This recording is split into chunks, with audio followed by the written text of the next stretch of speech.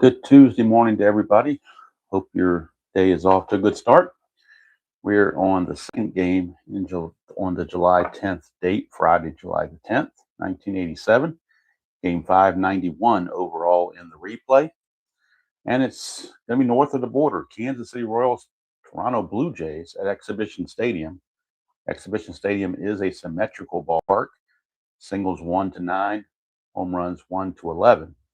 Kansas City won. Toronto actually won this game real world 7-0. Dave Stieb went the distance. And speaking of Dave Stieb, he is going to be on the mound for Toronto against Charlie Leibrandt of the Royals. We'll look at Leibrandt in the bottom of the first. Dave Stieb, like I said, did pitch a complete game in the real world, complete game shutout. Kansas City 45-39. Toronto 51-33. Let's look at the numbers on Dave Stieb, real world. 1987, Dave Stieb. 13-9, 4.09 ERA in the real season. On the replay for Steve, he is 10-4 with a 3.96 ERA, 120 innings pitched, 97 hits, 57 walks, and 91 strikeouts. He is a borderline all-star. Didn't quite make it. Can only have so many starting pitchers, and he was actually done in by the one-team rule, which means I use the same rule they use in real baseball, that each team has to be represented. So Texas needed a representative, and Charlie Huff was it. So Charlie Huff beats out Dave Stieb, even though Dave Stieb is having a better year. Can't load up, if you want to keep that one-team thing going and make sure every team was representative, you had to do something. So Charlie Huff beats him out. He is a wild pitch rating of 4, balk to 0, and his hold rating is a -2, but Charlie Moore, his catcher, is a +2, which gives him a net 0. So that's the information there on Dave Stieb. Stepping up to the plate is Willie Wilson, center fielder, leadoff hitter for the Royals. He's hitting 276 on the replay, 2 homers, 18 driven in. He hit 279 in the real season, so he's pretty much right where he should be. And before the first dice pitch is thrown, we have the ceremonial first sip. Of course, that is standard protocol for these morning games, to have that ceremonial first sip. Now that that's out of the way, we can get to baseball. Willie Wilson stepping in. 6'10", switch hitter batting left. That is a in-home run chance right off the bat, 1 to 9, but he has weak power. So the best he could do here is a single, 1 to 9. 10 to 20 would be a double. And that's an 8. So Willie Wilson, leadoff single. Had he had normal power, that would have been a home run, obviously, but he did not. But what Willie Wilson can do is run. So he's going to be looking to get a good lead. He needs a 3 through 6 to get the good lead. Doesn't get it, so he will hold. Brings up third baseman Kevin Seitzer. Seitzer on the replay hitting 299, 10 homers, 46 driven in. He hit 323 real world. That's a 5-8. That's a fly ball to left, 1 away. So Seitzer flies out to the left fielder, George Bell. 1 down for George Brett. Speaking of Georges, here's a George Brett. Brett hitting 281 on the replay, 8 homers, 23 driven in. He hit 290 real world. That is a 2-4 for Brett, and that's a ground ball second base A. That'll be a Giovanni's Tailor Shop, tailor-made double play, 4-6-3 to quickly end the inning.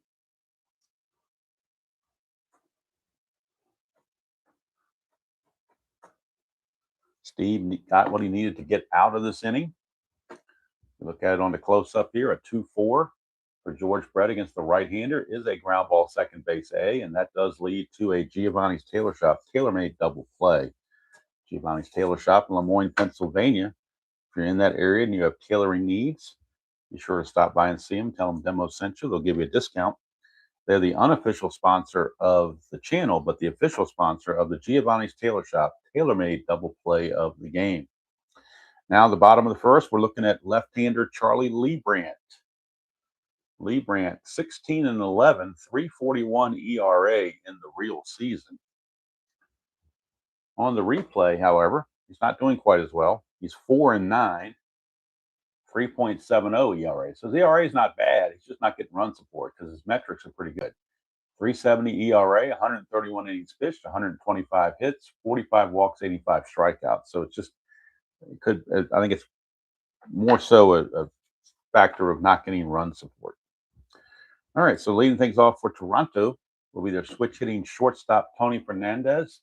He's another one that's on a really good year, but didn't make the All-Star team because of two guys, Alan Trammell and Greg Gagne. He would have been the third shortstop, but only carry two. So what are you going to do? But he is having a great year. 334 on the replay, 3 homers, 35 driven in. He at 322 real world. Switch hitter batting right-handed. That is a 611 for Leibrandt, and that's a walk. And now let's look at Leibrandt's hold rating. Leibrandt is a -2. Larry Owens a -1 for a net -3. His wild pitch is a 7. His balk is a 5. So Fernandez, to get the lead, he needs a 6 or a 7 to try to establish a good lead. And he cannot, so he will hold. Good morning, Mr. Breeden. All right, here is Lloyd Moseby, left-hander. 320 in the replay, 20 homers, 68 driven in. He at 292 on the real season. He's also could very well represent on the All-Star team as well because of the year he's having. So Moseby,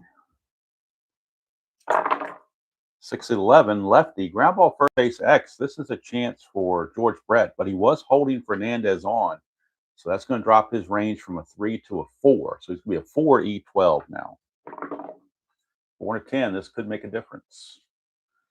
4 and a 10 is going to get through for a base hit. It's a G3, but it's a pound sign. And whenever you have the pound sign, if they're holding the runner, it turns into an SI2. So the fact they were holding him on, and they have to hold him on, or he'd steal automatically. So Moseby sneaks it past, and all of a sudden, Blue Jays have runners at the corners with nobody out. But you had to hold the runner on. There's no way to get around that, or else you're just going to give him a stolen base. So you don't have much choice there. Now Lloyd Moseby can think about trying to get a good lead here. He needs a 2 through 5 to do that, and he does not get it. So runners at the corners, nobody out for the big guys. Jesse Barfield and George Bell coming up, followed by Cecil Fielder. So I guess they're all three big guys. Good morning, Dan. Second sip. First sip was so good. Ceremonial sip was so good. I'm going to have a second sip. And it's a beautiful morning for coffee here. Very little humidity in the air, mid-60s, sunshine, gentle breeze. All the windows in the house are open so we can get fresh air. So a hint of fall, as they say. It's going to get hot later in the week, but right now it's pretty good. All right, here is Jesse Barfield. Barfield hitting 326. He's most definitely an all-star. 326, 33 home runs, 81 runs batted in the replay. Only hit 263 real world. He's already surpassed his home run total, and he's about 55 to 60% of his at-bats. Infield for the Royals is playing back for the double play. They want to minimize the damage, maybe knock it to one run instead of getting up 3 or 4. So they're playing for a double play. That is a 4-7. Oops. Ground ball second base X. They got a chance to get a double play. However, Frank White is responsible for holding Moseby when there's a righty on the mound. So Frank White will drop to a 3 E11, and that could affect things depending on this D20. Oh, it definitely did right there. A 3 and a 3. How bad luck can you get? That's a single right there. Base hit. Base hit for Jesse Barfield. Fernandez will score. 1-0 Jays. It is only a 1-star single, so Moseby will only get second base. But it is an RBI for Jesse Barfield. His 82nd run batted in of the season. And if not for Alan Trammell, Barfield would be a triple play or triple crown candidate. But not going to catch Alan Trammell. He's hitting over 400, so that's not going to happen. Hello, Jeremy. All right, George Bell, left fielder, hitting 293 on the replay, 29 home runs, 75 driven in. Another all-star candidate. Get 308 real world. Nothing on to have it. First and second, nobody out. 2-8 against the lefty. That's a fly to center field. And that's one away. One down. And that will send up Cecil Fielder. Fielder had 87% of his at-bats against lefties, which hence why he's in there against Leibrandt. So on the replay, Fielder is hitting 293, 15 homers, 27 driven in. He hit 269 real world. That is a 4-8, and that's a strikeout for Leibrandt. He needed that one. First strikeout. And that'll take it to Willie Upshaw, lefty-lefty matchup. Upshaw, one of the few Blue Jays that are playing below their numbers. He's only hitting 225 on the replay, 5 homers, 29 driven in. He hit 244 real world. It is a clutch situation. In the clutch against lefties, he will lose a hit 1-3. And that's it, just 1-3. That's a 5-4, and that's going to be a triple 1-5, single 6-20. Upshaw had 4 triples, so that would be allowed. 1-5 for a triple, 6-20 is a single. That is a 2, so it's a 2-run triple for Willie Upshaw. 2-run triple for Upshaw. 3-0 Blue Jays. They won this game real world 7-0. Here's Kelly Gruber now. So for Upshaw, he comes through. 2-run triple. For Upshaw, that's his 4th triple of the season. That's exactly what he had real world was 4. So he's a little bit ahead of the pace for that, but not too bad. RBIs 30 and 31 on the replay. Brings up Kelly Gruber, another person that, well, actually, he's going better than it did real world. He's hitting 267, 8 homers, 25 driven in. He only hit 235 real world. Clutch situation again against the lefty. He will lose a hit on 3-9 and on 2-3. That's a 1. Leibrandt wild pitch rating is a 7. That would score the run. And it is going to be a wild pitch by Leibrandt, and that's going to make it 4-0 Jays here in the first inning. Wild pitch. That triple must have really gotten to Leibrandt, took him off his game. 110, and that's going to be a split. 1-5 is a single, 6-20 is a line out. And that is a line out to Salazar, but a 4-score Abraham Lincoln inning for Toronto here in the first. They jump all over Leibrandt and the Royals 4-0. Hopefully this game will not be like yesterday's game, which was a big blowout. Hoping it doesn't happen that way. We'll see. Here's Danny Tartable. Tartable, right fielder for the Royals. He's certainly all-star worthy. 331 average on the replay, 20 homers, 62 driven in. So he's definitely in the mix for the all-star team. 3-7, and that's a walk for Tartable, and that's the first walk issued by Stieb. Tartable down 4-0, especially is not going to try anything. Here's Frank White.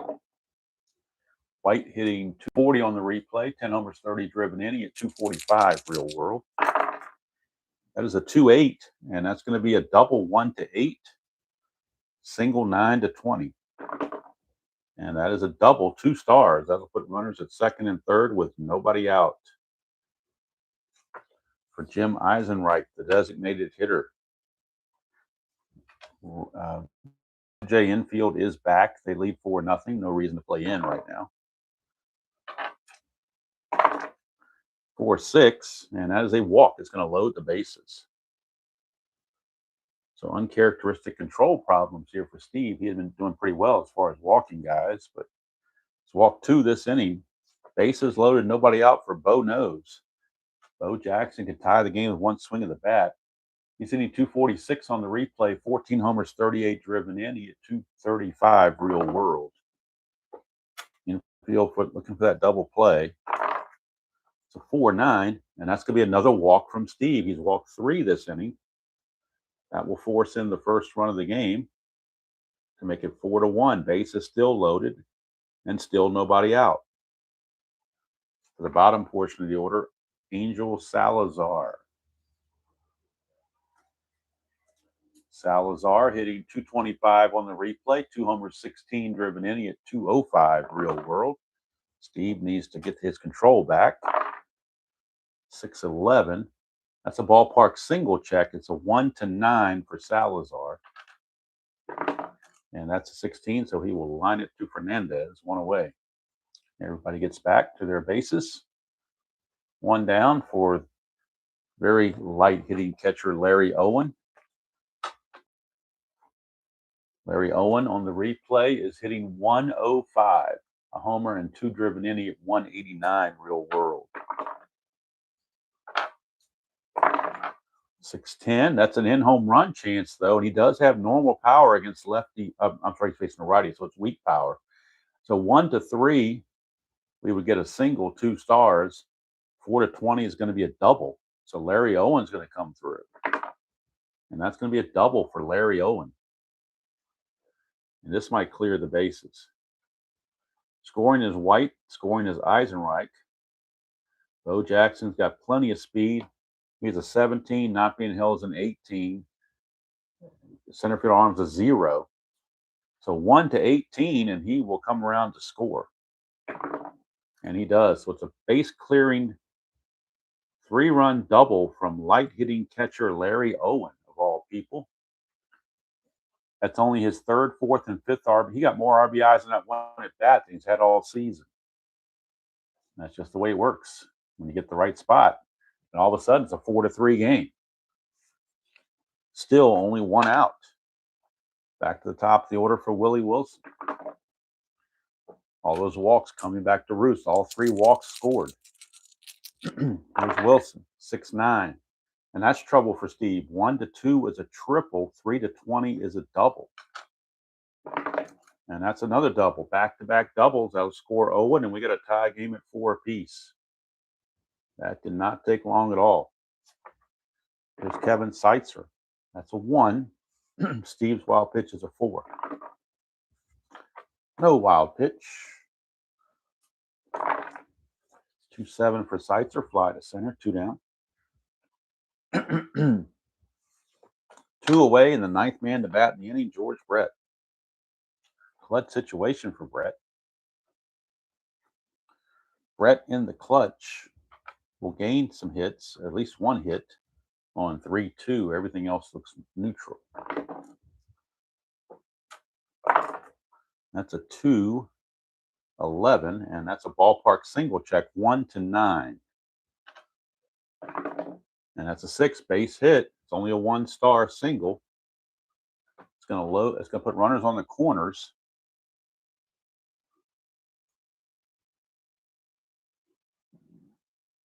Something didn't happen right. Hold on. I got to fix this. I didn't put the double in there for Wilson on the computer. I need to undo this play. Get everything back the way it should be. Wilson with the double. And Seitzer fly to center.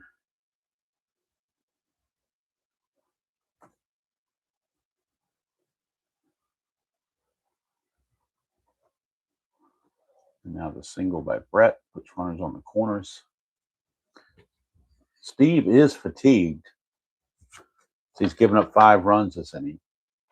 So that puts him at a fatigue level. And they're going to bat around because Tartable was the first batter. He's back again. He led off the inning with a walk. He's up with runners on the corners and 2 outs. 5-9, and that's a fly to center to end the inning. So Tartable will fly to center. Put it there so I don't have to restart a whole nother column. But Kansas City counters the 4 by Toronto with 5 of their own to take a 5-4 lead.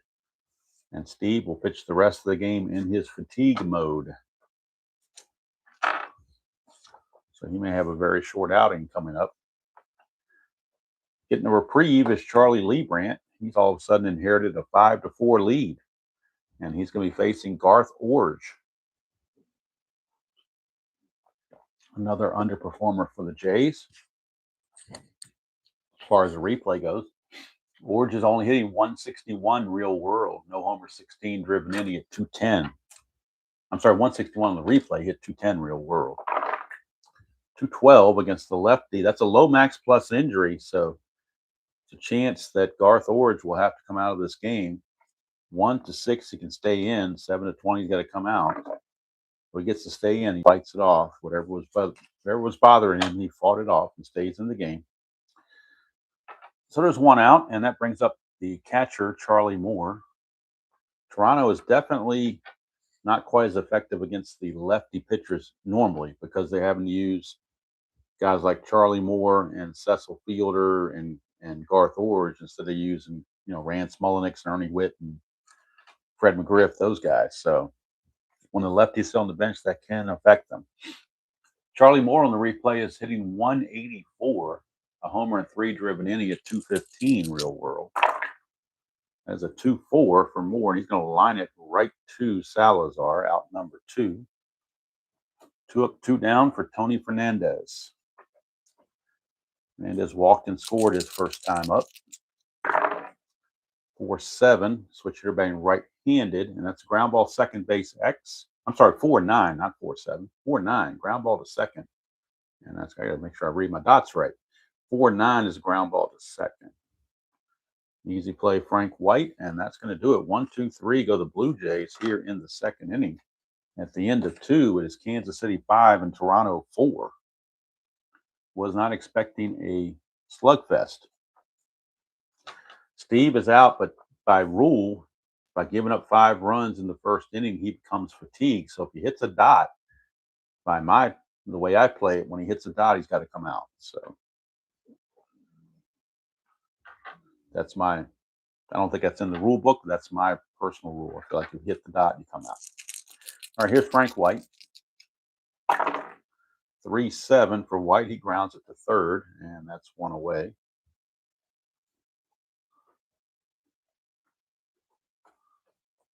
One down, and that'll send up Jim Eisenreich, the designated hitter. 6-10, and that is an in-home run chance, 1-9. He does have normal power. 10-20 is going to be a double. That's a double for Eisenreich.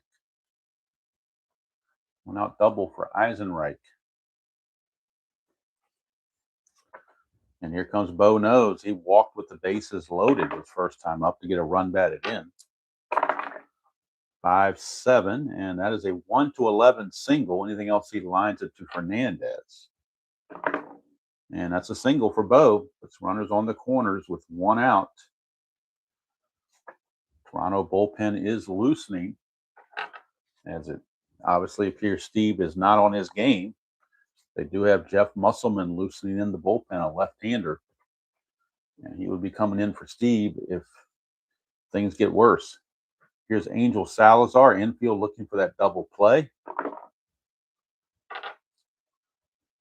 Bo Jackson, does he want to attempt Stieb? He needs a 6 or a 7 to get the good lead. Doesn't get it, so he'll hold. Here's Salazar. 5-7, and that's going to be the same thing we just had. 1-11 for a single. 12-20 lines to Fernandez. And it's another base hit for Salazar that makes it 6-4. Scoring is Eisenreich. Going to second is Bo. 6-4 Kansas City.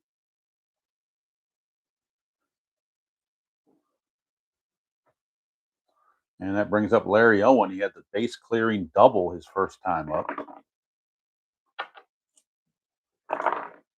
1-5. This time he hits a ground ball shortstop A. It's a Giovanni's Tailor Shop.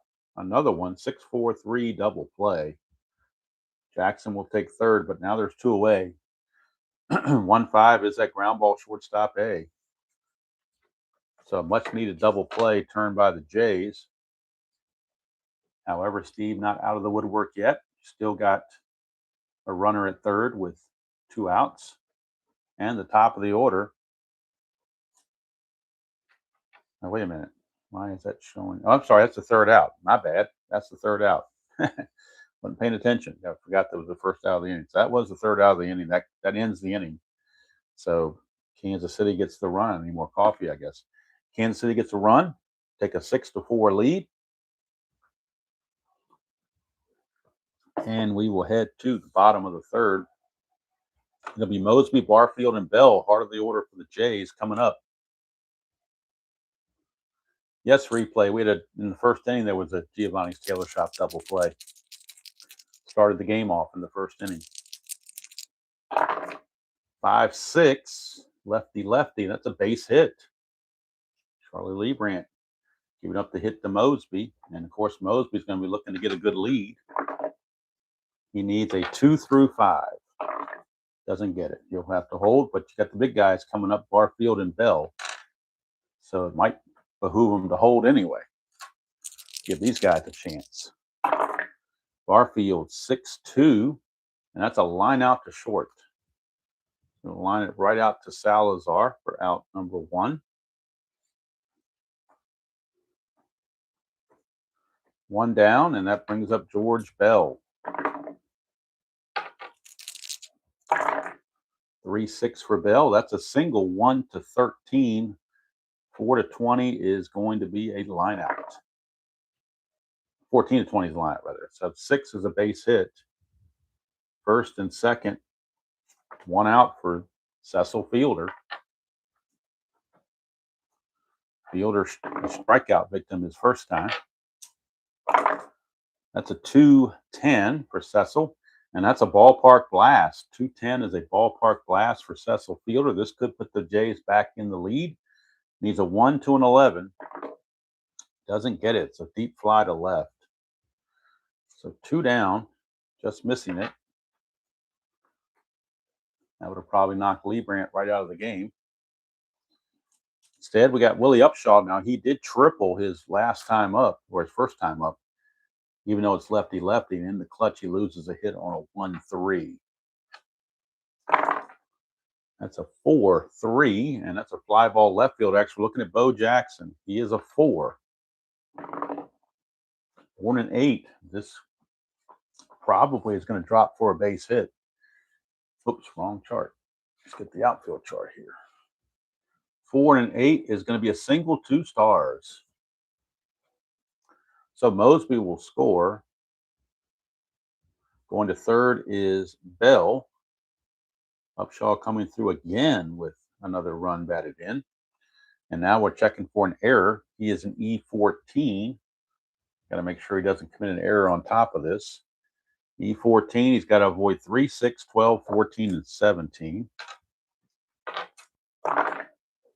And he doesn't make the error, but it's going to be a single, 2 stars. And that cuts the lead to 6-5. Upshaw coming through in this game. And now here's Kelly Gruber, another clutch situation against lefties. He will lose a hit on 2-3 and 3-9. Hello, Mr. Jim. Good to see you. 3-5, and that's going to be a hit by pitch. So he gets plunked, and that's going to put runners. I'm sorry, I didn't put this in here right for single here. He's hit by pitch, so that's going to load the bases for Garth Orge. Bases loaded for Garth Orge. Orge lined to third in his first attempt. Clutch situation for Orge, and he loses a hit on 112. It's a 1-9, and he grounds it to short to end the inning. All of that, Toronto walks away with 1 run. They still trail it 6-5 after 3. So it's a good chance that neither starter is going to make it much past the 5th inning, the way this is going.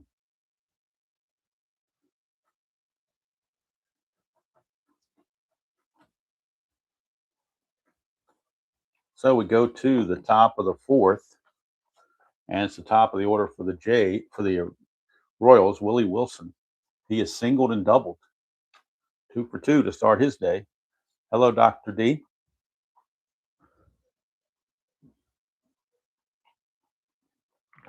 I'm sorry, 6-5 Kansas City as we start the top of the 4th.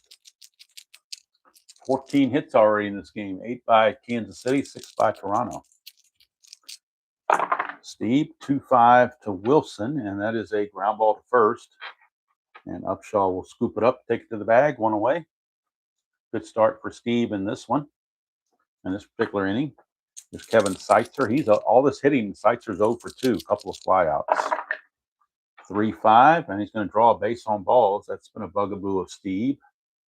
He walked 3 in the second inning. This will be his 4th walk of the game. And we'll see if Seitzer wants to try anything. It's a 0 hold, so it'll be a 1-13. He's going to generally, if a guy's an asterisk, I generally try for the lead. So 5 or 6. Doesn't get it, doesn't matter. Here's George Brett. 5-8, and that's going to be a strikeout for Steve. And I believe that is the first strikeout of the game for Steve.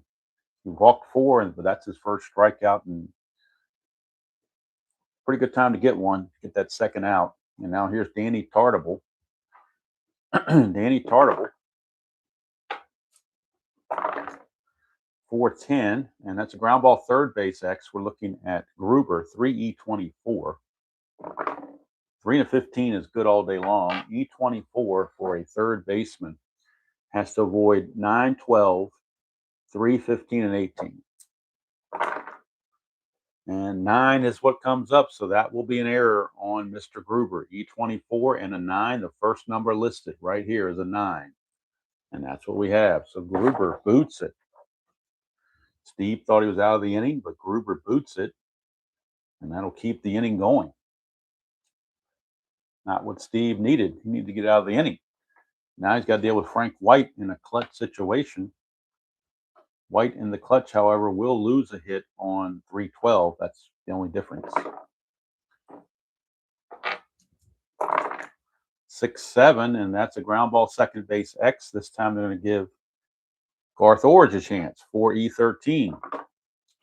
4-16. He'll get to that. E13. He has to avoid 14, 3, and 18.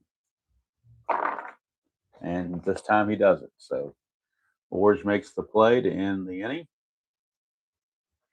And we go to the bottom of the 4th. Still a 6-5 Royals lead. And Steve, although fatigued, has avoided those dots. So he will come back and pitch the 5th inning. Here's Leibrandt trying to hold on to his lead, if at all possible. He'll be starting out facing ninth hitter Charlie Moore. 6-7, and that's a strikeout for Leibrandt. And that's only his second. Back to the top of the order for the big guys. Well, not the big guys yet, but a couple of good hitting guys, Tony Fernandez and Lloyd Mosby. It's a 6-7, and that's another same roll, same result. Struck him out.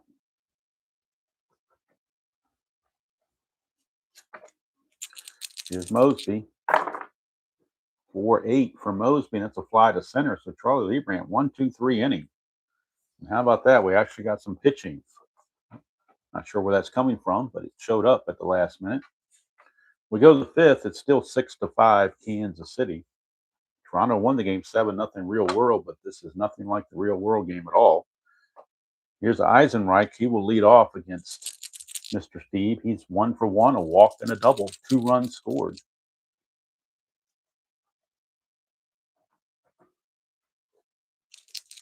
It's a 2-5 for Eisenreich, and that's a 1-12 double. 13-20, he flies to right, and that's another double. So 2 doubles in the game for Eisenreich. And that brings up Bo Nose.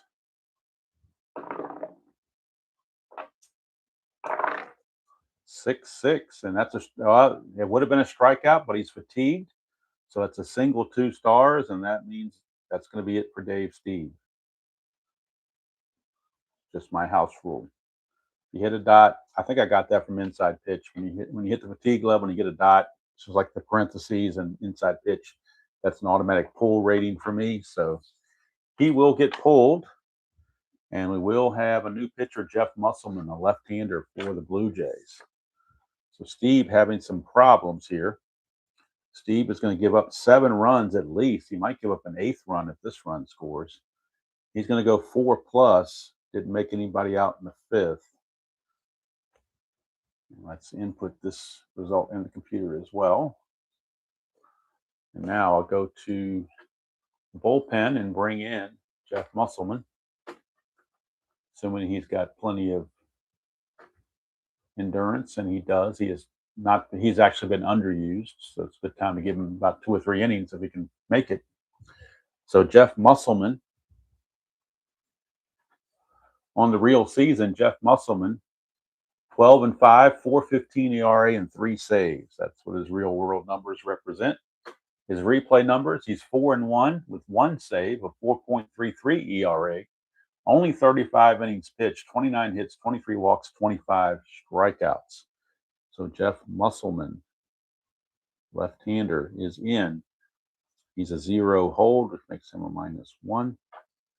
So Musselman will be facing Salazar, but first things first, Bo Jackson's going to try for a lead. See if he can get a good lead. He needs a 6 or a 7. Doesn't get it, so he'll hold. And here's Angel Salazar. 6-7, and that's a ground ball second base X. That's going to be Orge for E13, but remember he's responsible for holding Bo Jackson, so he's actually a 5 E13. 5 and a 3, that's a base hit regardless. 4 or 5, it's going to be a base hit, 2 stars, either way you go. Bo Jackson will take third base on the single by Salazar. Checking for an error on Orge under the E13. He's got to avoid the 3, 14, and 18. Ooh, barely does, but he does avoid it. But now runners at the corners, nobody out for Larry Owen. And again, they're playing for that. They got him to into a double play last time. They're going to see if they can repeat the process. They'll give up the run to get these 2 outs. 2-7 against the lefty, and that's a strikeout. So they don't give up anything there. That's a straight out strikeout. Big out there for Musselman to get. Now a double play would get him out of the inning. Wait a minute, what happened to my, something didn't work out right. Hold on, I didn't put it in the computer right. That's what the problem was. Okay.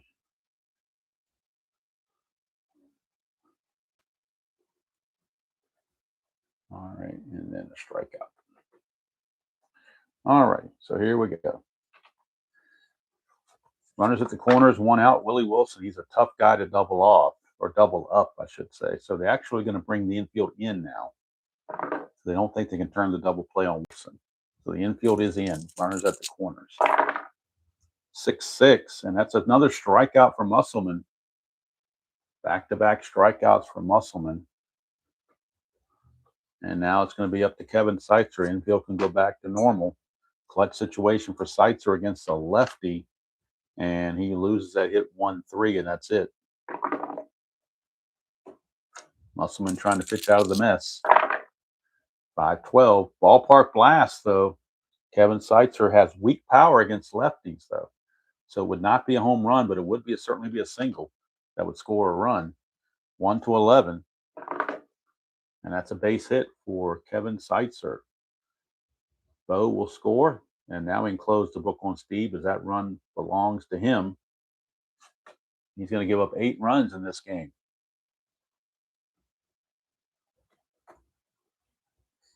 So here's George Brett, lefty. 3-7 for Brett, and that is a strikeout again in the inning. 2 runs come in. It's now 8-5 Kansas City. And we will go to the box score and get the totals on Stieb. They were definitely, I mean, he was borderline all-star, but certainly not after that performance. So Stieb, 4 innings pitched, 10 hits, 8 runs, all earned. He walked 4 and only struck out 1. So obviously he did not have his good stuff today. If you're thinking of Fall Classic, he's on C grades today. So here's Jesse Barfield. As the Jays try to climb back in this one. It's only a 3-run deficit, so it's not like the Jays aren't capable of scoring 3 or 4 more runs. They certainly are. Jesse Barfield trying to get him started. 4-7, and that is a ground ball second base X, Frank White. He is a 2E11. 219 is good. E11, he has to avoid 15, 17, and 18, which he does very easily. So 1 away. For George Bell.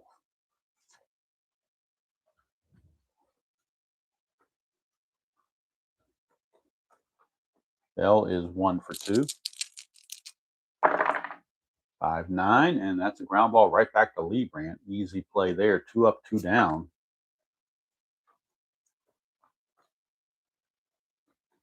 And that'll bring us to the big guy, Cecil Fielder, 0 for 2. 4-7, and that's going to be another ground ball to Frank White. Again, 2E11. 2-15 is good. E11 and a 14, I don't think that's the problem. Only the 15 is the problem, I believe. Yep, 15 is an error, but not 14. So good play by Frank White, and it's a 1-2-3 inning for Charlie Leibrandt. So we go to the 6th. It is Kansas City 8, Toronto 5. Musselman back out for his second inning of work. He'll be facing Tartable, White, and Eisenreich. Although they might pinch hit for Eisenreich. He doesn't fare too well against lefties. And he is the DH, so put him how you want to a DH pretty much. All right, here's Tartable. 6-6, and that's a strikeout for Musselman. Boy, all 4 of his outs have been strikeouts. But in between, he did give up a couple of hits and an inherited run. Here's Frank White. 3-12 for White, and that's a base hit. There's anti-clutch there, but of course, we're not in the clutch situation, so Frank White will gladly take that single. He's now 2 for 4. Now here's Eisenreich. He only faced lefties 3% of the time. Man, I think they're gonna go and let him hit it because there might be a righty reliever coming in later. So Eisenreich 1-3, and he grounds it to first with a B. So it'll be a 3-6 fielder's choice with Eisenreich, the new runner, at second base for Bo Knows. Jackson Jackson is 2 for 2, 2 singles and a walk, couple of runs scored.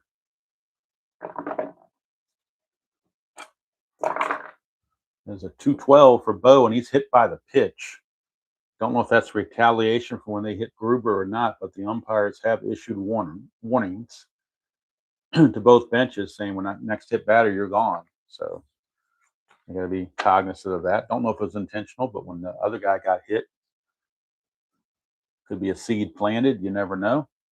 Here's Salazar in a clutch situation, and again, that 1-3 is his own, and 2-9 and 2-10. He's got 3 places he loses hits. That's a 2.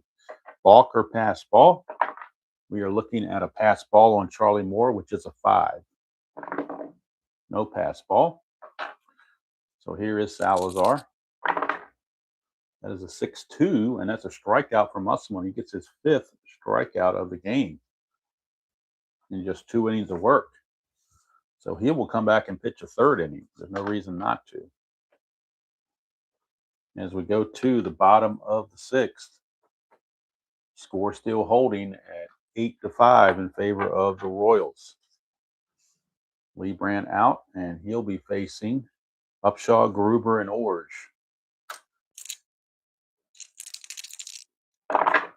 Upshaw 2 for 2 in this game. 4-7. Ground ball second base X, Frank White. Again, he's got a lot of work over there. 2E11. 2-10 is good. E11. That's a 5, but with nobody on base, there aren't going to be any rare plays. It's just going to be bounding off the mound or bounding off the pitcher or whatever. So pretty lame, actually. So we'll just skip it. 1 away for Kelly Gruber. It's a 1-9 for Gruber, and that's a fly to center. Willie Wilson is there. And all of a sudden, that's 10 in a row retired by Charlie Leibrandt. Going back to hitting Gruber with the pitch. That was the last Blue Jay to reach base.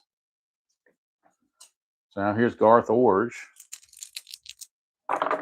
That's a 2-11 for Orge, and he's going to ground it to third.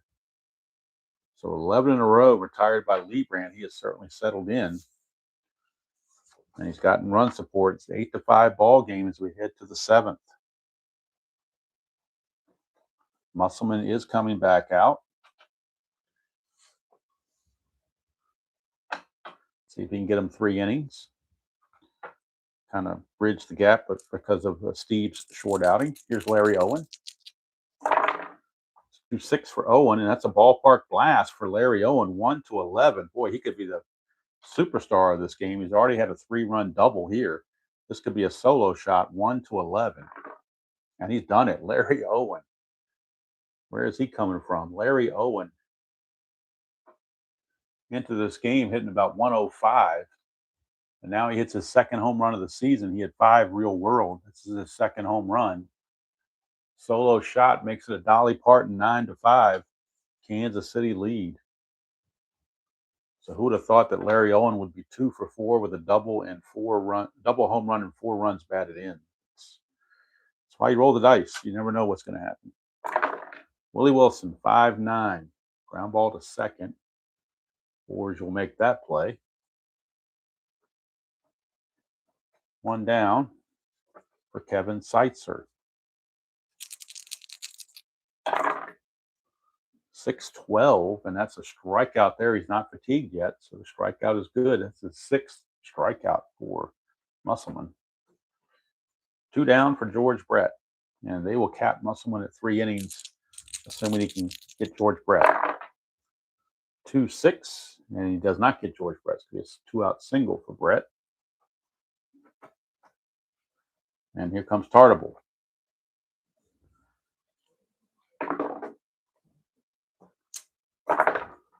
6-8, and that's a strikeout to end the inning. So Musselman will end it in style. He strikes out 7 in his 3 innings of work.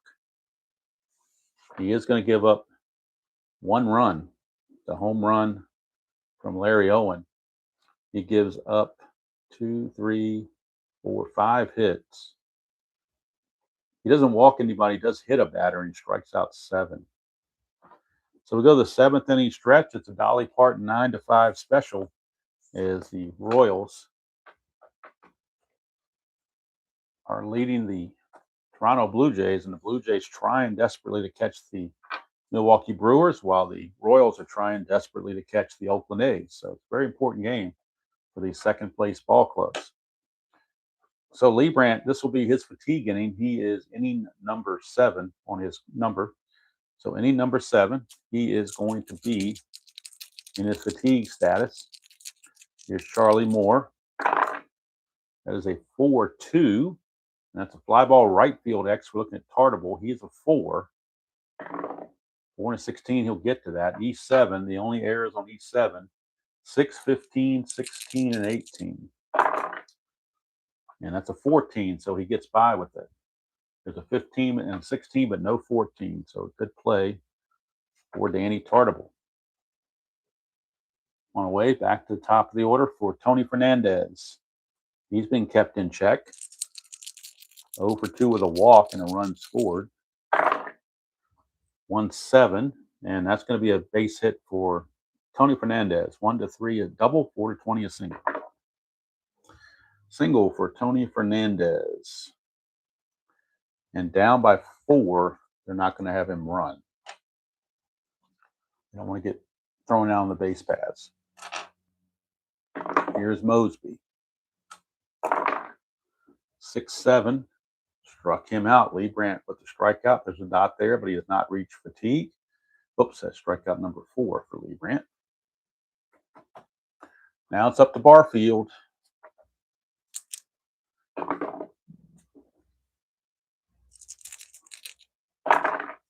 4-8. Struck him out again. Another dot, but he didn't reach fatigue yet. So 7 solid. Well, not solid, but 6 solid. And if you take away the first inning, it's definitely solid. But he had that 4-run first inning, but he has definitely recovered since then. And now we need a pitcher for the Blue Jays. And we'll go to the bullpen again and see who's got the most rest in their bullpen. As someone gave him 3 very good innings.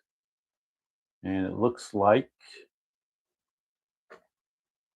yep, Mark Eichhorn. He's got some, he's under his usage ratio, so we'll use Mark Eichhorn. And he can finish the game out as long as he's effective. 2 innings for fatigue. So the side-winding right-hander Mark Eichhorn, he has a +9 hole, which makes him a +5 by default. Eichhorn 10-6, a 3.17 ERA real world with 4 saves. In the replay, he's 1-2 with 1 save. ERA of 3.36, 59 innings pitched, 51 hits, 24 walks, and 49 strikeouts. So his job, plain and simple, is to keep the score where it is and not let this game get further away from him.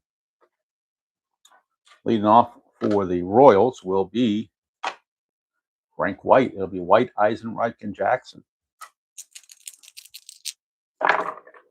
It's a 1-8 for White, and he's going to ground it to short. Fernandez makes the play. 1 down, and that'll send up Mr. Eisenreich. That's why I kept him in the game, because I figured Toronto would go to a righty. So keep him in the game. 4-8, but he's going to strike out in his next at bat. 2 up, 2 down, and that's going to send up Bo Nose. And Bo's had quite the day. He's walked, been hit by a pitch, singled twice, scored a couple runs, drove in a run. It drove in 2 runs, actually. Bases loaded, walk for an RBI here and an RBI single there. So he's had an eventful day, to say the least. 6-7, but this is an event of a strikeout that he has right here from Eichhorn. And that will end the inning. Leibrandt will come out for the 8th, but the bullpen for Kansas City is loosening, just in case he falters a bit. George Bell will get the call to start the bottom of the 8th against Leibrandt. 4-4, and that's a ballpark single check, which is a 1-9. 1-9 for a base hit, and it's going to be a fly to left. So 1 away there. And that brings up Cecil Fielder. That is a 3-8 for Fielder, and that's a base hit for Cecil Fielder. For Willie Upshaw now.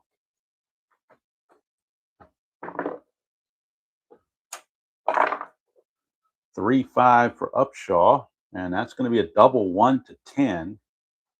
Fly ball to right on 11-20, and that's a double. It's assumed it was going to right field because we're talking about the right fielder here. But Fielder's not going anywhere. He doesn't run well at all, so they're not going to take any chances with him. He's just going to third base, and he's going to plant himself there.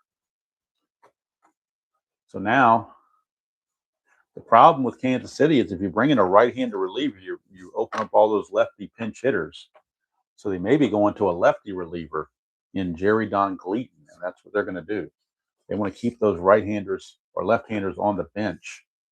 So that's going to be it for Leibrandt. They're going to bring in Jerry Don Gleaton, a left-hander. So they will be facing Kelly Gruber, Garth Orge, and Charlie Moore instead of seeing Mullenix and some other guy, and Ernie Witt and some of the other guys. So Jerry Don Gleaton is going to come on the pitch. And we'll get the numbers on Gleaton. Gleaton 4-4, 4.26 ERA, and 5 saves in the real season. In the replay, Gleaton 3-1 with 2 saves and a 2.90 ERA, 31 innings pitched, 26 hits, 12 walks, 23 strikeouts. So Gleaton is a -4 hole, makes him a -5. Not that Toronto was going to try to steal or anything. Leibrandt is going to go 7 1/3 innings. And he's going to give up 9 hits. So far, 5 runs, but he is responsible for these 2. He struck out 5. He hit a batter. And the only batter he walked was the leadoff hitter of the game, Tony Fernandez. After that, he didn't walk anybody. So we'll fill in Leibrandt when the inning's over. Right now, Kelly Gruber is up. 2nd and 3rd, 1 out with a 4-run lead. The Royals are obviously playing back because they'll trade a run for an out. And Kelly Gruber, the batter. 1-4 for Gruber, and that's bad news. 1-4 there is a 1-9 triple. 10-20 is a double. That's going to score both runs either way you go. That's going to be a triple for Kelly Gruber. He had 3 of them real world. This is his 3rd on the replay. 2-run triple for Gruber. And that makes it a 9-7 game. So now we can finish the book on Leibrandt. He's going to give up 7. Terrible outing too, but he got run support, so he's still technically the pitcher record to try to get a win. So with 1 out, runner at 3rd, the infield now is in against Garth Ords. They don't give up another cheap run now. 6-8, and that is a walk by Jerry Don Gleaton. That'll bring up Charlie Moore. And now the Royals have more action in the pen. As Gleaton's starting to falter a little bit, they may have to go to a righty and just deal with the left-handed pinch hitters. They do have Steve Farr loosening in the bullpen. Steve Farr, the right-hander. Right now it's Charlie Moore. Runners at the corners, 1 out in infield, looking for the double play now to try to get out of the inning. 6-3, and that's a ground ball pitcher X for Don Gleaton. A ground ball pitcher X. Got over to the side there. 6-3 is a ground ball pitcher X. Gleaton is an E28, and according to the computer screen, he is a 2 E28. So he's a 2. 2 and a 15. 2 and a 15 for a pitcher. 2 and a 15 is going to be a G1. So we'll see what happens with this. G1, and he's an E28. So he's got to avoid some pretty significant numbers here. 9, 10, 11, 12, 17, and 18. And that is a 17. That will be an error on Don Gleaton. Jerry Don Gleaton. He's an E28, and that is a 17. That's actually a 2-base error on Gleaton. So it's a 2-base error. Scoring is Gruber, and Orge will go to 3rd. How about that? Now it's a 9-8 game. And that's going to be it for Mr. Gleaton. He couldn't get it done, so they're going to go to Steve Farr. Try to get him out of the mess. So Gleaton didn't get anybody out. He faced 3 batters, didn't get anybody out. He walked 1, gave up a hit, and he committed an error. He's given up 1 run, but he's responsible for these 2 runs. So we go to the bullpen again for the Royals.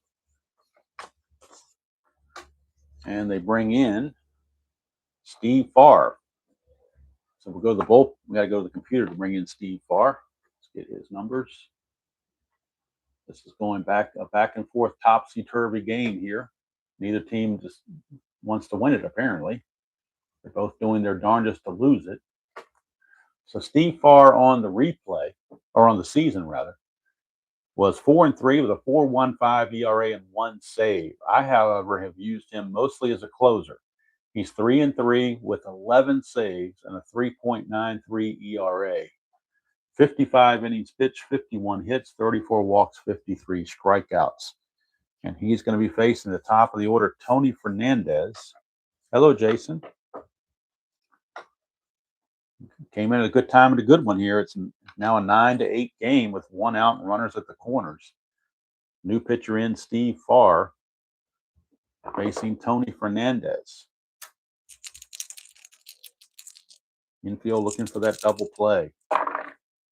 4-7 against the switch hitter batting left. That's a 1-10 single. This would tie the game. 11-20 is a line out. And that's a 13, so he's going to line it to Frank White for out number 2. 2 down, and that brings up Lloyd Mosby in a clutch situation against Steve Farr. Mosby will lose a hit on 3-9, and that appears to be his only clutch result. 3-9. That's a 2. Balk or pass ball. Looking at a balk chance on Steve Farr, and if he balks, that would balk in the tying run. Steve Farr's balk rating per the computer is a 0. He has a 4 wild pitch and a 0 balk, so he cannot balk. So it means Mosby's got to earn it. 111, ballpark single, he just might earn it. 1-9 would tie this game. It is an 8. It's going to be a tie ball game. Base hit for Lloyd Mosby. That's going to score Orge. All these runs were unearned, but they still count. And we're all tied at 9 apiece. So that means Leibrandt can't win it. That means Stieb can't lose it. We're now into, well, Gleaton is still the pitcher of record because he's responsible for this guy, but Eichhorn is pitcher of record for Toronto. All right, so Jesse Barfield, 9th man to bat in the inning. Clutch situation for Barfield. He will lose some hits here, 1-8-2-12 against Steve Farr. That's a 5-10, and that's a catcher X. So Larry Owen, a 3-E5, 3-20 is no problem. 3-20 is a G2, but we're checking the error. He's an E5. He's got to avoid 4, 16, 17, and 18. 5, he barely does. It's a rare play. Let's see if anything happens on the rare play. It was a G2. So G2 rare play, nope. It's a ground ball in front of the plate to the catcher, but the rare play says it deflects off the pitcher by some miraculous occurrence. So once again, Strat-O-Matic with their crapping the bed rare plays. Just going to end the inning. But a 4-score inning for Toronto. They had a 4-score Abraham Lincoln inning in the first, and they get a 4-score Abraham Lincoln inning in the 8th. And we are tied at 9 apiece going to the 9th. Interesting setup here.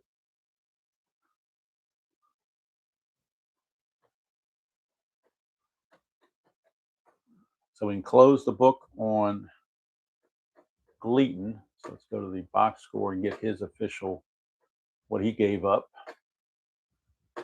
Gleaton is responsible for 2 runs, none of which were earned because of his error.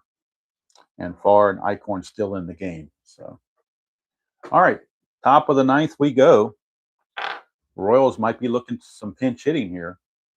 Angel Salazar is your scheduled hitter, but the Royals do have some decent left-handed pinch hitting that they're going to go to. First of which is going to be Thad Bosley. So Bosley will take over for Salazar, and they will bring in Buddy Biancalana to play short. It's going to hurt them defensively for sure, but they're trying for offense. They are playing for offense right here. So Thad Bosley will pinch hit, and then Biancalana will take over at short. Top of the 9th, 9-9.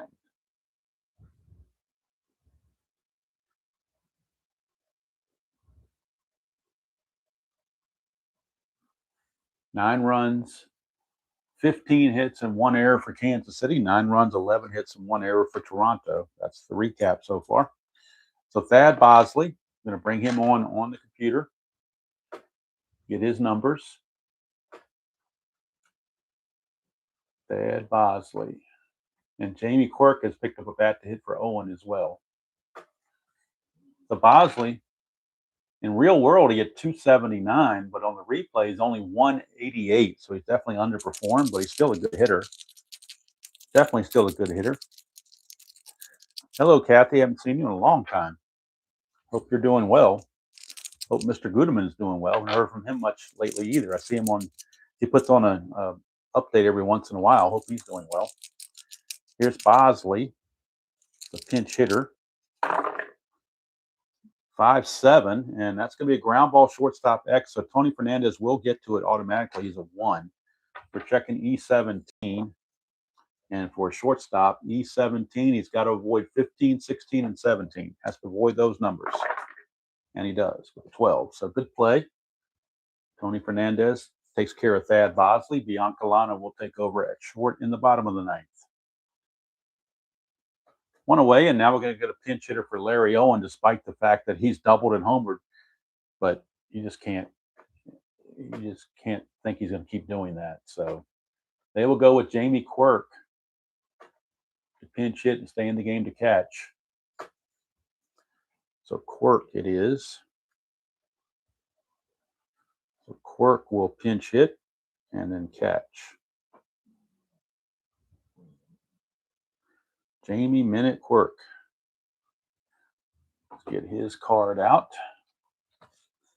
And Owen will take a seat for the rest of the game. Jamie Quirk. Quirk hit 236 with 5 home runs real world. In the replay, Quirk is hitting 281, 2 homers, 21 driven in, so he's doing quite well.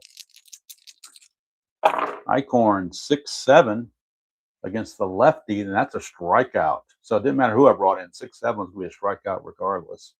The Quirk will stay in the game to catch. And now here's Willie Wilson, 2 outs, bases empty. 1-7, and that is a ground ball to second. That will end the inning. So now the Blue Jays have a chance to walk it off and win this game.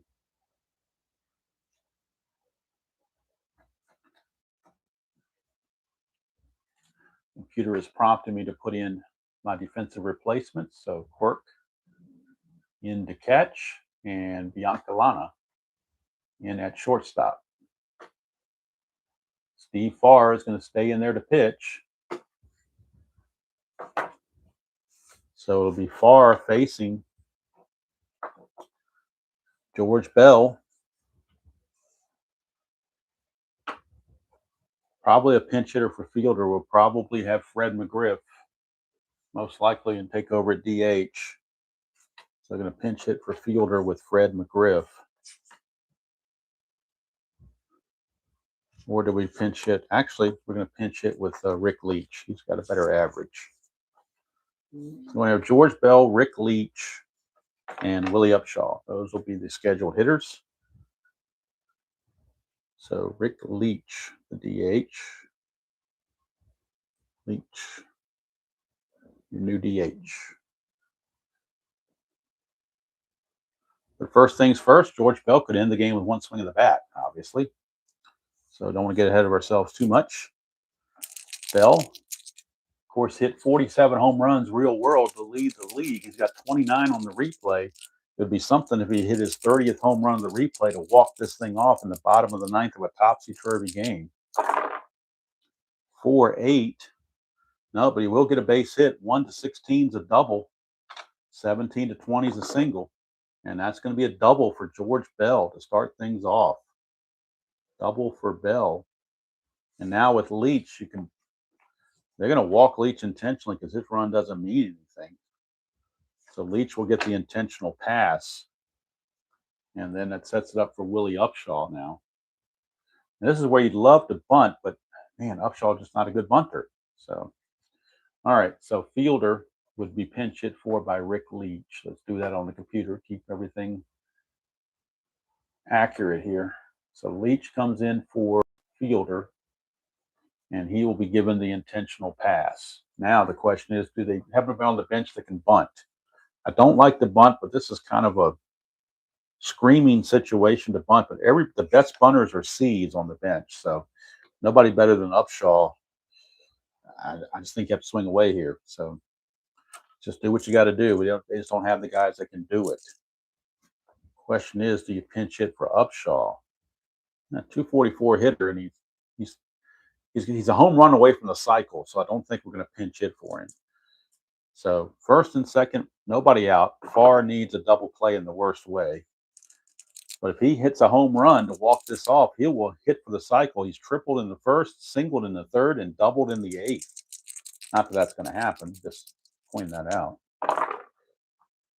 3-8, and that is a ground ball shortstop A. They get that Giovanni's Tailor Shop tailor-made double play. The 3-8. Look at it up close and personal. The 3-8. I know you can't see the 2 there very well.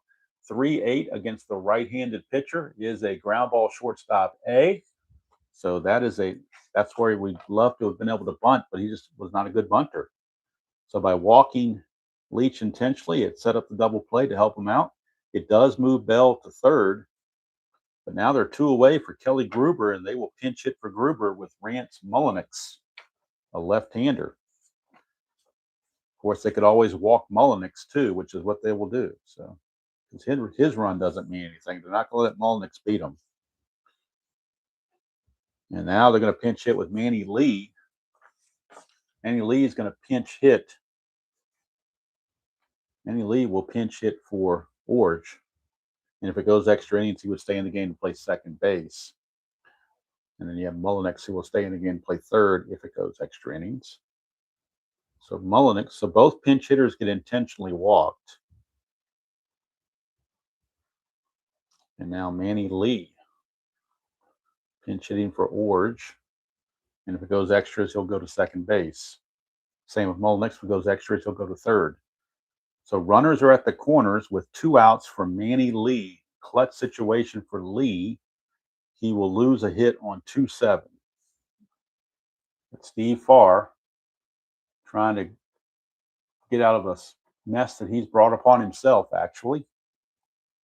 Don't know if that Giovanni's Tailor Shop is a double play is enough to save him or not. We will find out. As we will, I got to go into the computer, bring in Rance Mullenix to pinch hit, and give him the old free pass. So Mullenix will come on and get the free pass.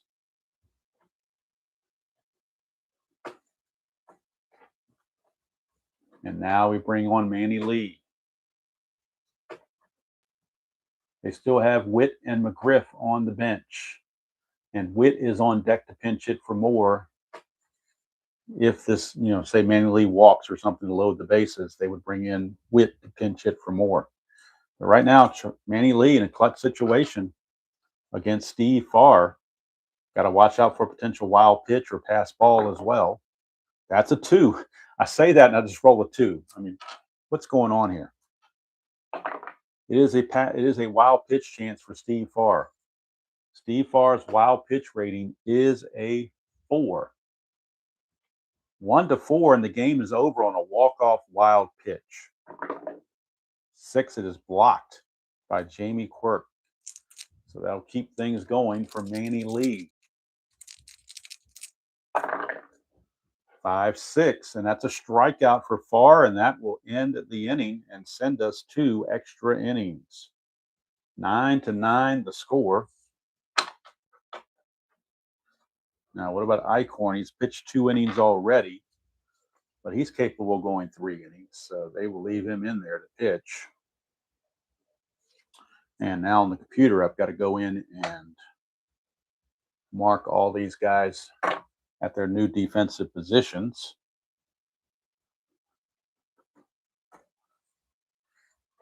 So we're going to bring in, well, not bring in, but Rance Mullenix will stay in the game to play third base. Manny Lee will stay in to play second base. And actually, they're going to go ahead and bring in Ernie Witt right now to catch.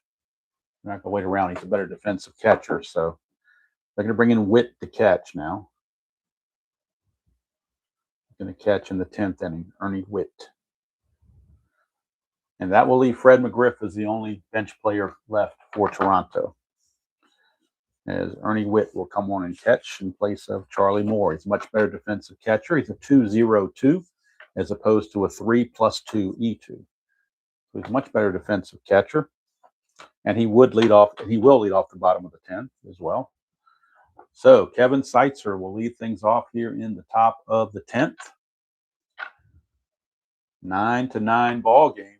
9-15-1 for Kansas City. 9-12-1 for Toronto. Kevin Seitzer, 1 for 4. 2-9, and that's going to be a ground ball to third. Make him 1 for 5. As the new third baseman Mullenix makes the play. 1 down for the veteran George Brett. Brett, 2 for 5. 3-7, and it's a walk. He's still going to stay 2 for 5. Eichhorn with his first walk.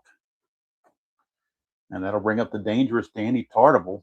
That will hold Brett on, but Brett's not going to go anywhere. But he has the asterisk. If you don't hold him on, he gets to jump automatically. So you got to hold him on. And here is Tartable.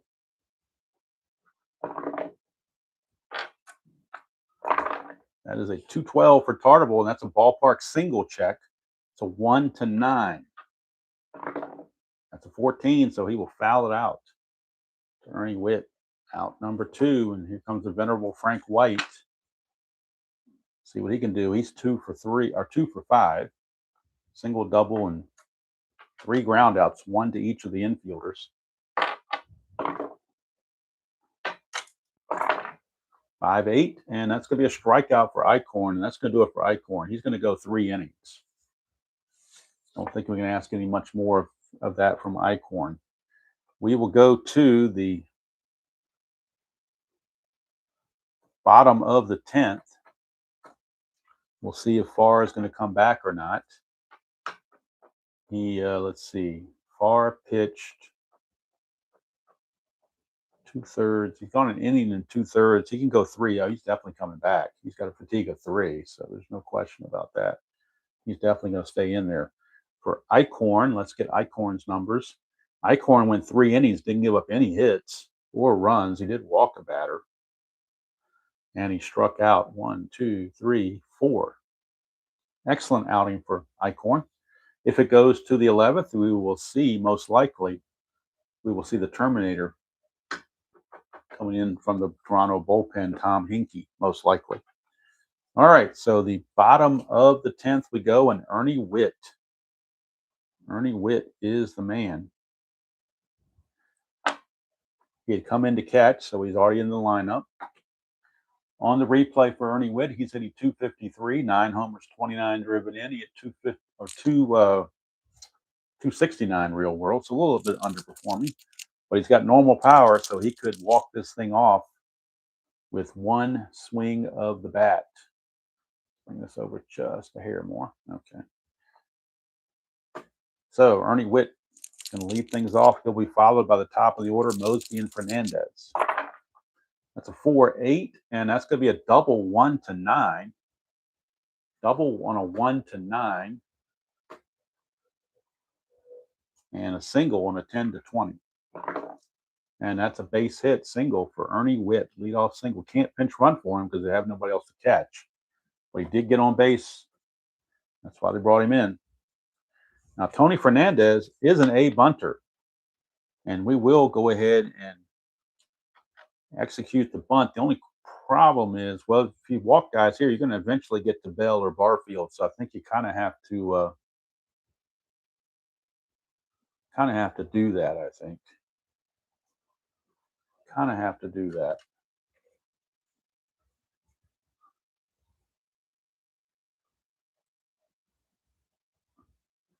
It could have been Dan, but his balk's a 0, so that wouldn't have, so as it turns out, it wouldn't have made. I'm not very well could have misread that, but as it turns out, his balk rating is a 0. So if it was a balk chance, the result ends up being the same. But thank you for pointing that out.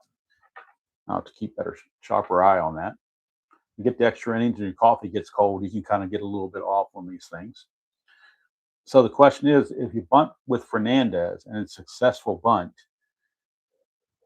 even if you walk one of these guys, you're eventually going to have to hit these guys here to face them. So I think the bunt is going to be in order here. I don't like the bunt, but I think in this case, it probably is the best way to go. So the 5 means, if I can get my little chart out. Bunt chart is buried because I barely use it. But a 5 means it's bunted to the first baseman, George Brett. Fernandez is an A bunter, but with the corners in, he becomes a B bunter. So he basically needs a 9 or less to have a good bunt. 7 is a good bunt. 7 is going to be perfectly fine. Sacrifice. So the sacrifice hit. This is going to be 3 unassisted as Brett will just tag Fernandez coming up the line. And going to second base with the winning run is Ernie Witt. I don't usually like to bunt like that because I don't like giving up outs. But sometimes you got to sacrifice an out to make a better situation. Now, do you walk Mosby to face Barfield and Bell is the question. If you walk Mosby, you can set up a double play. And I think that's what they're going to do. They're going to walk the lefty Mosby, and he's going to take his medicine and try to try to deal with Barfield and Bell. It does set up a double play. You can end the inning with a double play. But he's got to deal with Barfield, who leads the league in home runs on the replay with 33 of them.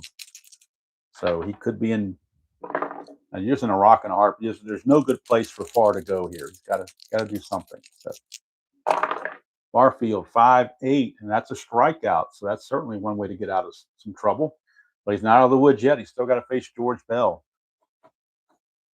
Still has to face George Bell in a clutch situation against the right-handers. And George Bell, actually, according to this, is completely neutral in the clutch. So there's no effect. Bell trying to walk it off for Toronto. Witt at second base does not run well at all. He only runs at a 10. So if it's a single without stars, he may or may not score. We'll have to wait and see. 3-9, doesn't matter. He pops it up to George Brett, and we're going to the 11th inning. So at least on the surface, that intentional walk strategy pays off, and the sacrifice bunt strategy did not pay off. But that's on the surface. So now we're going to the top of the 11th, and in comes the Terminator, Tom Hinkie. You aren't in a safe situation anymore, so you might as well use the best you have. And that is Tom Hinkie. So we're going to the top of the 11th, and we will bring Hinkie into the game. He'll be facing Eisenreich, Jackson, and Biancalana. So we bring in Tom Hinkie, get his numbers on the replay and real world. Tom Hinkie. So on the replay for Tom Hinkie, on the replay for Hinkie, or on the real season rather, for Hinkie, 0-6 with a 2.49 ERA, but 34 saves. That makes the big difference. On the replay, he's 0-3 with a 3.89 ERA and 22 saves. 42 innings pitched, 37 hits, 13 walks, 46 strikeouts, and he will be on the All-Star team. He leads the league in saves with 22. You got to have your save leader on the All-Star team, I would think.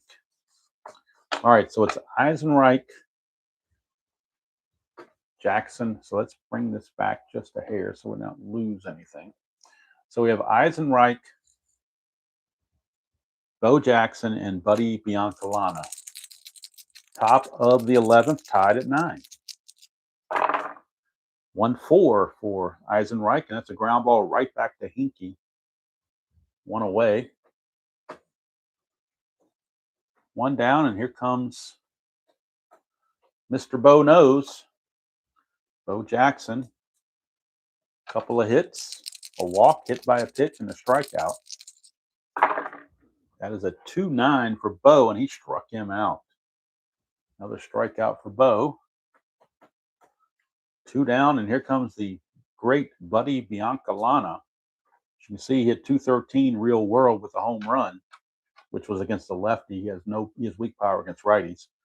In the replay, Biancalana in 35 at bats is hitting 229, no homers and a run driven in. Facing Hinkie, 4-10, and that's going to be a fly ball center field X. We know Mosby's going to get to it. He's a 1. We're just checking the E7. And for center field, E7, the only errors are 3, 4, 15, 17, and 18. And a 10 is just fine. No problem at all for Mosby. 1, 2, 3 inning for Hinkie. And we will go to the bottom of the 11th. And we'll see if Farr is able to come back or not. Don't know how much fatigue he's got left in him. He's going to face the DH, Rick Leach, then Upshaw and Mullenix, a bunch of lefties, but the Royals have already used their lefty Gleaton, so they don't have any lefties remaining. They only have Quisenberry and Stoddard in the bullpen. Farr has gone 2 2/3, but he's got a fatigue of 3, so they're going to give him one more inning. See if he can survive. He really pitched around a lot of mess in the bottom of the 10th. See if he can do it again. Here's Leach. Leach is hitting 333 on the replay, 2 homers, 10 driven in. He hit 282 real world. So 2-6 for Leach, and that is a base on balls, not what you want if you are Steve Farr. To walk the leadoff man in extra innings. Now Leach is no threat to run, and the only guy left on the bench is McGriff, and I don't think he runs that much better either. I'll double check it, but I don't think he does. No, he runs worse, actually. Leach runs at well, they're both the same. They both run at 10, so no advantage to bringing him in there to pinch run, so we're going to stick with what we got. Here is Willie Upshaw. Again, trying for the cycle. He tripled in the first, singled in the third, and doubled in the eighth. Hit into a double play in the ninth. But a home run here would give him the cycle and a walk-off. Again, not saying that's going to happen because the chances of that are very, very slim. Chances of that are about the same chances I have of doing a walk down the road video. So here is Upshaw. 1-8, and that's a walk. So back-to-back walks to start the inning. And now we're in the same boat we were last time. And Mullenix is your hitter. He's only a C bunter, so this time we're not tempted to bunt because he's only a C bunter. Now, do you stick with Farr or do you go to Quisenberry is the question. Man, I think they're going to go to Quisenberry. They want a fresh arm out there. So the Royals will be going to Quisenberry to try to get out of the mess. Going to the Quiz. And we'll see what Quisenberry's done in the replay as well as real world. So let's go to the box score and get the numbers on Farr. Farr has gone 2 2/3. He's given up 3 hits. He's walked 5. Now, to be fair, 3 of them were intentional. So these are the 2 unintentional walks. The 3 of them, just by strategy, were intentional walks. So I can't really hold that against him too bad. He did strike out 2. Of course, he hasn't given any runs, but he's responsible for both of these guys here. And now Quisenberry, a 0 hold, which makes, let's see, Quirk is your catcher.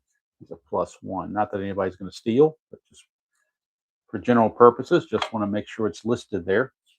So let's go to Quisenberry's number, real world and replay, and see how he's done. I got to bring him on the computer first of all. That would help. Bring on Mr. Quisenberry.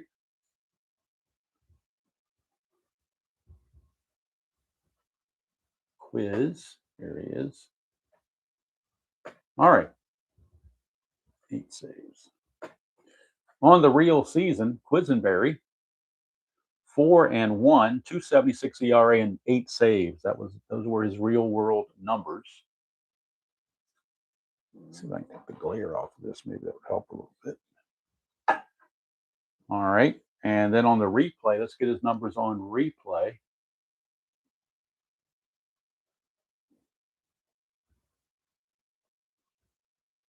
Replay numbers. He's 4-3 with 8 saves, but a 4.42 ERA. He's struggled a bit. 37 innings pitched, 47 hits, 7 walks, 14 strikeouts, and he's between a rock and a hard place. First and second, nobody out. He's got to face Rance Mullenix, who on the replay is hitting .364, 8 homers, 27 driven in. This will be his first at bat since coming in for Gruber. Well, his first chance to at bat because they were walked intentionally the first time. He was a .310 hitter, real world. That's a 1. So Quisenberry now, we're going to check his wild pitch rating. Quisenberry's wild pitch rating is a 0, same as his box, so he can't do either one. 6-7, and that's a ground ball shortstop X. Chance for a double play, but remember who's in the game to play shortstop? Buddy Biancalana and his 3 E88 defense. 3 E88 defense. This could cost him the game right here by bringing in Biancalana, but we're going to see how it plays out. 3-8.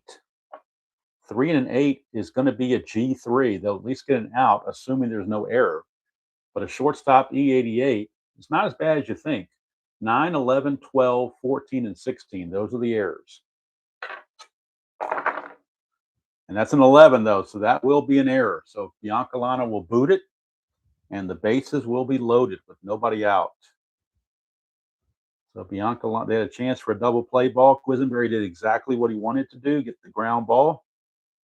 But, and, you know, probably if Salazar's in there, they might get the double play. But they were going for offense, and it just didn't pay off for them. I mean, you try to end the game in regulation by going for offense, and it ends up costing you. So Biancalana, the error. Now the bases are loaded. The infield's in. The outfield's in. I'm in. If anybody else is around, they can be in too. So, and I got to keep in mind with outfield in, you got to look at the rule book. When the outfield comes in, there's a lot of things that can need to be adjusted. So last time I played the outfield in and forgot to do that. So I'm going to do it this time. Manny Lee, Quisenberry just needs some strikeouts. I mean, you can't depend on a double play 1, 2, 3 to the plate or something. You're going to have to, you know, do something here. All right, here is Manny Lee. Whoop, that got held up, so let's redo that one. That is a 5-3 switch hitter Lee batting left, and that's a strikeout. That's definitely something Quisenberry needed big time. Strikes out Manny Lee, gets the first out of the inning, and that's going to send us to Ernie Witt. He's 1 for 1 with a single. A double play would get them out of the inning if you could. And they're going to play for the double play. He's got a lot of ground ball A's on his card, so they're going to play back for the double play. See if they can get out of the inning magically with a double play. The Quiz trying to be a whiz here. 5-5, and it's a single, and that's the ball game. Ernie Witt just singled home the winning run as Rick Leach scores, and the Blue Jays walk it off and win it 10-9. The loss will go to Farr as he is accounted for that run. And I believe it's still going to be considered. No, well, you don't know if it's an earned run or not. It's kind of hard to tell. It was a 1-star single, so without the error, it would be bases loaded right now. So I'm not sure how they figure in earned runs and whatnot. Quisenberry goes a third of an inning, gives up a hit and a strikeout. But unfortunately for the Royals, they lose the game. That makes a winner out of Tom Hinkie. Hinkie will go 1 inning with a strikeout, giving up nothing else. So we'll put this in the computer and get the results and get you set up for tomorrow's game at Yankee Stadium between the White Sox and the Yankees. But this was certainly a wild one. Toronto gets the big victory. Kansas City thought they had it. They were up 9-5 after 7 innings and just couldn't hold it. So for the Blue Jays, 10 runs, 14 hits, and 1 error. For the Royals, 9 runs, 15 hits, and 2 errors. Kansas City left 11 on base. Toronto left 12 on base. Steve Farr, the loser, blows his second save. He drops to 3-4 on the replay. Tom Hinkie with the win gets his first win of the season. He's now 1-3. Blue Jays now improved to 52-33. And Kansas City drops to 45-40. So if we look at the standings up to the second, with that victory by Toronto, they'd pulled to within 4.5 games of Milwaukee. And Kansas City, with the loss, drops to 4.5 games behind Oakland. Coming up tomorrow, the White Sox and the Yankees from Yankee Stadium in the Bronx. That'll be tomorrow's game. And the pitching matchup in that one is Scott Nielsen for the White Sox against left-hander Dennis Rasmussen of the Yankees. Then on Thursday, we'll be in Texas for the Cleveland Indians and the Texas Rangers, Phil Niekro and Greg Harris. And on Friday, we'll be in California for Dan Petrie against Jack Lazorko. The other 2 games will be played at night.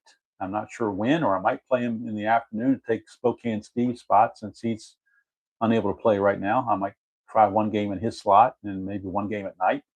But since I'm not doing the Rockies replay anymore, that's been completed. My nighttime is freed up, so I might play the other games at night. 4 in the afternoon. We've got the other two games are Boston and Seattle, Oil Can Boyd against Mark Langston, and Milwaukee against Oakland, the top two teams, Mark Knutson against Dave Stewart. So those are all out there ready to be played.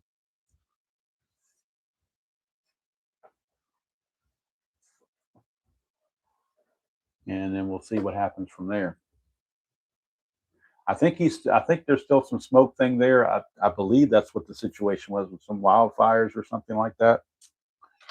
I know he's probably itching to get back, but it definitely left a void in that time frame because a lot of people probably coming home from work or whatever were used to having Spokane Steve on about 4:30 Eastern, and so I may jump on at 4:30 today and play a game. I don't know yet. I might play one of those West Coast games that I would normally skip and play offline. I may do that. I haven't decided. It depends on what's going on today. It's a nice day today, so I'm going to definitely do some yard work while it's not hot, because starting tomorrow the heat comes back. So if I'm going to do any kind of yard work, today is the day to do it when it's low humidity, decent temperatures, and I can get stuff done. Only thing I need to do is watch out for I have seen some yellow jackets flying around, so there could be a nest out there somewhere that I need to avoid. Last year, of course, got bit/stung a couple times, and it wasn't a fun ordeal. So I definitely don't want to repeat that history if I can avoid it. But hopefully, if I just cut the grass, they'll leave me alone. But anyway, that's going to do it from here. Hope you all have a great rest of your Tuesday. Thank you for stopping by and spending part of your day. It was a wild one, of course. Back and forth seesaw battle, but the Blue Jays outlast the Royals by the score of 10-9. So until next time, enjoy playing whatever game you choose to play, however you choose to play it, and we'll see you all down the road.